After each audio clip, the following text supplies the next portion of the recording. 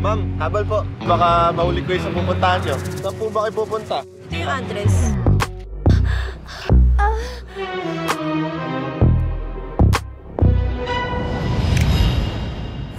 Ikaw ba si Danilo? Friend ako ni Alvin at ni Tyron. Ayoko nga eh! Nagdala kami ng chicks tapos nag-walk out.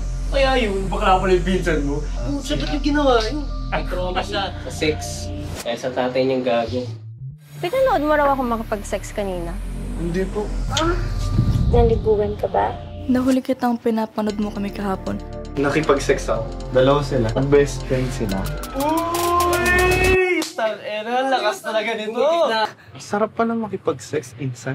Sorry po First time ko po kasi. Sabi mo eh. Masarap ang sex pag may pagmamahal. Nagkakagusto na ako sa'yo, no? Nakakawala ka ng gana?